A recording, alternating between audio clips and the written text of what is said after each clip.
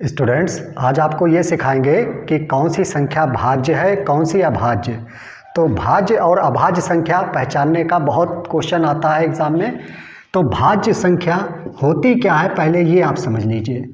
भाज्य संख्या को प्राइम नंबर कहते हैं, ठीक है। प्राइम नंबर या भाज्य संख्या क्या होती है?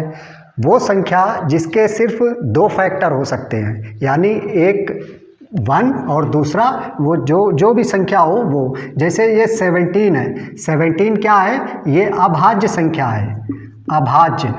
अभाज्य संख्या क्या होती है कि जो कि किसी से डिवाइड ना हो, अपने से हो या एक से हो, इसके अलावा किसी नंबर से डिवाइड ना हो, यानी जिसके सिर्फ दो गुणनखंड हो।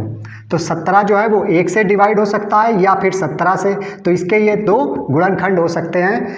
तो 2 से ज़्यादा 17 के गुणनखंड नहीं हो सकते हैं, इसलिए 17 क्या है? अभाज्य संख्या। जैसे 16 है, 16 जो है वो 2 से भी डिवाइड हो जाता है, 4 से भी डिवाइड हो जाता है, 8 से भी डिवाइड हो जाता है, और 16 से भी होता है, और 16 1 से भी होता है। तो जो ये 16 है ना, 16 कैसा नंबर हो गया? 16 भाज्य नंबर हो गया, भाज्य। तो भाज्य और अभाज्य में क्या अंतर? संख्याएं वे संख्याएं होती हैं जिनके सिर्फ दो गुणनखंड हो सकते हैं, और भाज्य संख्याएं वे संख्याएं होती हैं जिनके 2 से ज़्यादा गुणनखंड हो सकते हैं। तो आपको क्वेश्चन में ये पहचानना है कि कोई नंबर भाज्य है या अभाज्य। तो इसके लिए आपको एक ट्रिक बता रहे हैं। तो अब हम आपको एक उदाहरण दे रहे हैं, जैसे कि 173, 173। जो 173 है ये हमें बताना है कि ये भाज्य है या अभाज्य, ठीक है। ये आपको बताना है भाज्य है या अभाज्य। तो इसके लिए एक सेंटेंस हम लोग ध्यान में रखेंगे कि हमें ये पहले सोचना पड़ेगा कि जो संख्या दी है, ठीक है, ये किस छोटी से छोटी संख्या के वर्ग से छोटी है। तो 173 जो है ये 14 के वर्ग से छोटी है, यानी 14 का स्क्वायर इज ग्रेटर देन 173। ये आपको सोचना है। तो जिस संख्या के वर्ग से ये छोटी है, उस संख्या से छोटे अभाज्य संख्याएं देखेंगे। तो हम लोग 14 से छोटी अभाज्य संख्याएं देखेंगे। 14 से छोटी अभाज्य संख्याएं 2, 3, 5, 7, 11, ये 14 से छोटी अभाज्य संख्याएं हो गई। अब इन संख्याओं में से किस संख्या से ये नंबर कटेगा, बस ये हम लोगों को चेक करना है। देखिए 173 2 से तो कटेगा नहीं, क्योंकि लास्ट डिजिट जो है वो ऑड नंबर है, यानी कि विषम संख्या है। 3 से 1 और 3 4, 7 4 11, 3 से नहीं कटेगा, 5 से नहीं कटेगा, 7 से नहीं कटेगा, और ये 173 11 से भी नहीं कटेगा।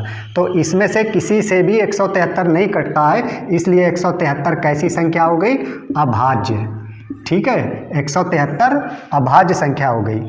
अभी अगर नहीं समझ में आया है तो एक एग्जाम्पल और लेते हैं यहाँ पर, जैसे कि 341 है, ठीक है। मान लिया 341 का ये बताना है कि ये भाज्य है या अभाज्य। तो इसके लिए क्या, वही सेंटेंस ध्यान रखिएगा कि हम लोग ये सोचेंगे ये 341 जो है किस छोटी से छोटी संख्या के वर्ग से छोटी है, ठीक है। तो 341 जो है ये आपका 19 का स्क्वायर 361 होता है, तो 19 के स्क्वायर से छोटी है। अब 19 के स्क्वायर से छोटी है, तो 19 से छोटे सभी अभाज्य संख्या लिखेंगे। तो 19 से छोटी कौन सी होती है? 2, 3, 5, 7, 11, 13, 17, ठीक है। ये अभाज्य संख्याएं होती हैं। अब 341 को हम लोग ये चेक करेंगे इनमें से किस संख्या से कट रही है। अगर किसी संख्या से कट रही है तो 341 भाज्य हो जाएगी। अगर 341 इनमें से किसी से नहीं कटेगी तो वो अभाज्य। तो 2 से तो कटना नहीं है क्योंकि लास्ट में 1 है। 3 और 1 4 4 8, तो 3 से भी नहीं कटना है। अब देखिए यहाँ पे हम 3 और 1 4 और 4 8, हमने क्या किया? अंकों का योग 8 आया। 8 3 से नहीं कटता, इसलिए पूरी संख्या 3 से नहीं कटेगी। ये क्या होता है? डिविजिबिलिटी टेस्ट होता है। आप लोग अगर कहेंगे तो इस पर भी एक वीडियो बना देंगे।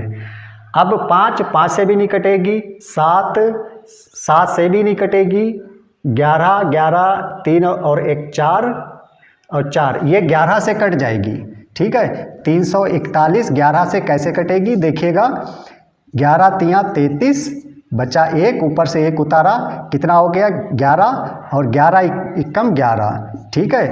ये 341 जो है वो 11 से विभाजित हो गई, तो ये 341 कैसी संख्या है? भाज्य। तो भाज्य और अभाज्य हम लोग पहचानने के लिए क्या करते हैं, एक ही सेंटेंस आपको याद रखना है कि दी गई संख्या जो भी होती है ये सोचते हैं ये किस छोटी से छोटी संख्या के वर्ग से छोटी है। फिर से एक बार देखिए, किस छोटी से छोटी संख्या के वर्ग से छोटी है, उसके प्राइम फैक्टर यानी कि उसके अभाज्य नंबर, उससे छोटे जो अभाज्य नंबर होते हैं उनसे डिविजिबिलिटी चेक करते हैं, भाज्य अभाज्य पता चल जाता है। जैसे 173 था, इससे छोटे ये 14 के वर्ग से छोटी संख्या है, 14 से छोटे अभाज्य नंबर लिखे, उससे डिविजिबिलिटी चेक करी तो पता चल जाता है कि भाज्य है या अभाज्य। Okay, thank you.